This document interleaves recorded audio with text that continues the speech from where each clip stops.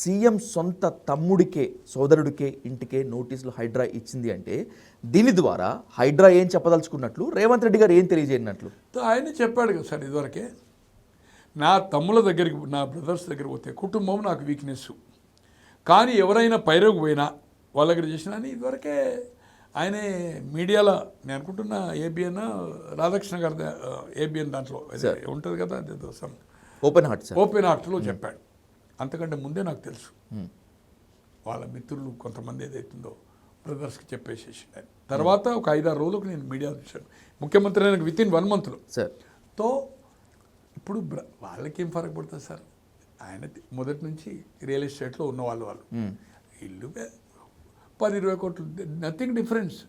అతనేదో నేను అనుకుంటున్నా అతను ఆయన కట్టుకున్నది కాదు అది, నేను అనుకుంటున్న పర్చేజ్ అతను. ఓకే సార్, పర్చేజ్ చేస్తుంటాడు. బట్ ఏమవుతుంది, అతను కూడా ఏం చేయలేడు. ఆయన ఉన్నదాన్ని అమ్ముకున్నో తీసుకున్నావు అయిపోయి. ఇలా సార్ పీనట్ సార్, ఇలా ముఖ్యమంత్రి గారి కుటుంబ సభ్యులకు అది పోతే ఒక పీనట్, ఒక ఇది వెంట్రుక.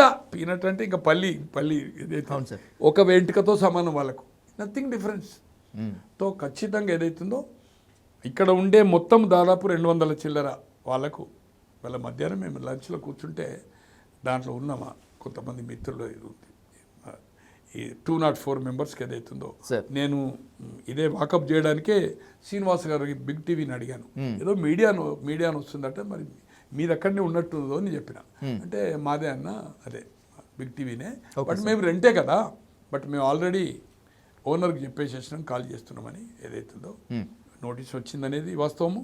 మేము కూడా సర్చింగ్ ఫర్ అది, మాకు బాగానే అమౌంట్ లాస్ అవుతుంది. ఎంత స్ట్రక్చర్ చేయాలంటే మోర్ దెన్ 1 crore అవుతుంది. తప్పదు కదా మేము, బట్ షిఫ్ట్ ఇట్ అని చెప్పారు. సో ఈ నిర్ణయం అవుతుందో ఖచ్చితంగా ఇది ఒకటే కాదు, ఇంకా దీన్ని విశ్వనగరం చేసి ఈవెన్ ఒలింపిక్స్ కూడా ఏదైతుందో ఇన్వైట్ చేశాడు, ఒక అవకాశం ఇమ్మని. అవును సార్, ఒలింపిక్స్ ఆ నిర్ణయం కనుక ఇదే తీసుకుంటే ఒక చరిత్ర పుటల్లో నిలిచిపోతాడు రేవంత్ రెడ్డి గారు. పదవి ఉంటుందా పోతుందా, మనం జీవితమే శాశ్వతం కాదు, పదవి ఇంపార్టెంట్ కాదు. ఈరోజు ఒక్కొక్కరికి ఒక ఎగ్జాంపుల్, ఒక ఏరియా ఉందనుకోండి, మూసాపేట ఉంది, లేకపోతే దిల్సుఖ్ నగర్ ఉంది, మేదీపట్నం ఉంది, 20-30 మడిగలు ఉంటున్నాయి ఒక్కొక్కరికి షాప్స్, బట్ పార్కింగ్ ప్లేస్ లేదు దానికి. 30 కమర్షియలే షాప్స్. స్కూటర్ చేయాలంటే కూడా ఏ షాప్ ముంగట ఆ షాప్ వాడు, ఇంకోటైతే ఆపనియాడు. కానీ తో ఖచ్చితంగా ఏదైతుందో 1 ఓనర్ కంప్లీట్ షాప్స్ కడుతుండు, రోడ్ మీదనే పార్కింగ్, హెవీ ట్రాఫిక్ అక్కడ ఉందో ట్రాఫిక్ జామ్ అవుతున్నది. తో ఖచ్చితంగా ఎవరైతే ట్రాఫిక్ లేనిది కమర్షియల్ కాంప్లెక్సెస్కి ఇవ్వద్దు. ఓకే, ఇలా మినార్వా కాఫీ హౌస్ ఉందన్న హిమాయత్ నగర్లో, మీద బ్లూ ఫాక్స్, పక్కకు లాడ్జింగు, నో పార్కింగ్ సార్. అవును సార్, పార్కింగ్ పెద్ద పోరాటం చేయాల్సి వస్తుంది ఇప్పుడు.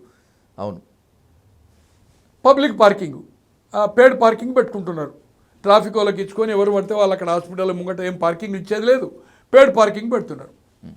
పేడ్ పార్కింగ్ సరిపోతలేదు కదా సార్, ప్రతి వాళ్ళకి కారు, ప్రతి వాళ్ళకి స్కూటర్ కదా. అవును సార్.